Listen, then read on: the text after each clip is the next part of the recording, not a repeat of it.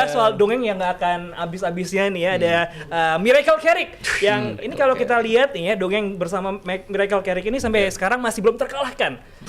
Zal, kalau gue nanya, lu kan termasuk yang ragu sama Carrick ini kan. Menurut lu ujian terbesar yang bakal benar-benar terjadi buat Carrick di musim ini apa? Kalau kita kemarin berfokus ke 5 game kemarin yang which is MU harus diakui mainnya emang ada perubahan, mainnya lebih positif dan pemain-pemain kelihatan lebih nyaman sama perannya. Gue rasa kalau mau kita fair-fairan ujian apa yang paling ideal buat ngelihat kemampuan Carrick sebenarnya justru 5 game ke depan. Kalau 5 game sebelumnya gue rasa itu Amorim pun juga ngelakuin hal yang sama gitu.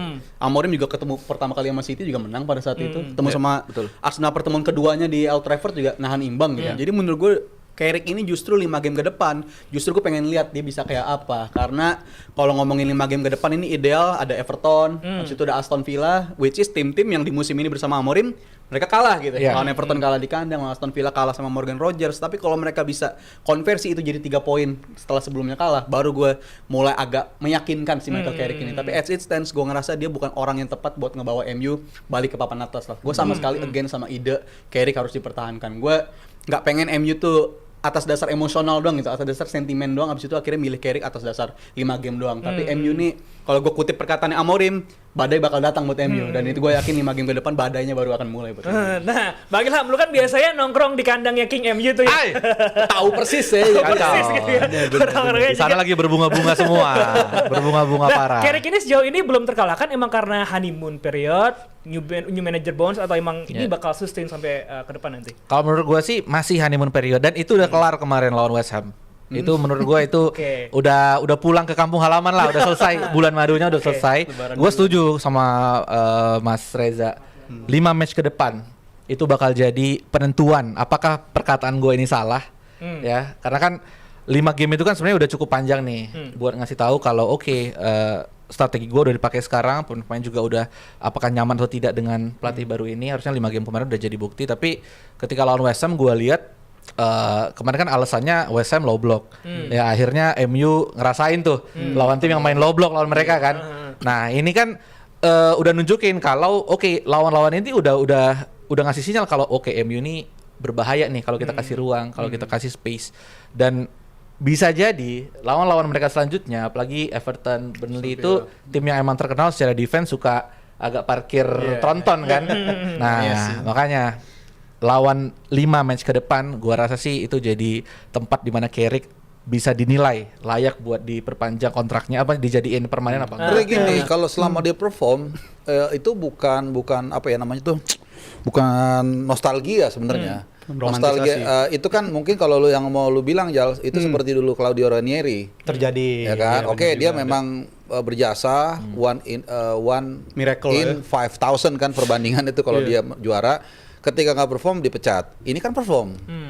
Sejauh ini memang. Iya, sejauh baru ini. 5 match. Kalau di sana kan kita nggak tahu.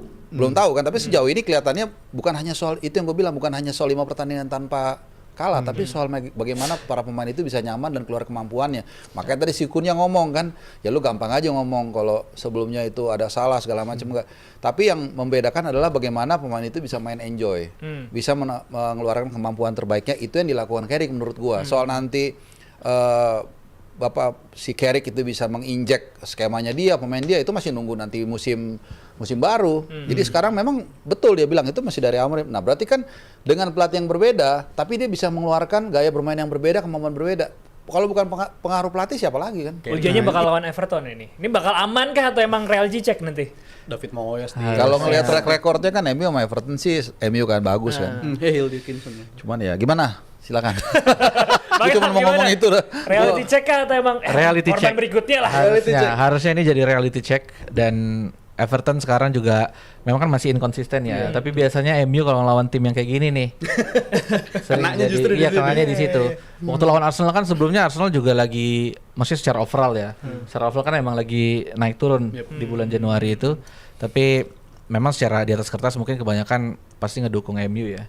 Tapi gua sebagai fans Arsenal lebih senang mereka reality check lah. Gua gak berani bilang kalah atau seri ya, tapi reality check. Tapi Everton bahaya juga ya, 6 pertandingan baru kalah sekali ya. Ya. Oke juga sih. Seru sih.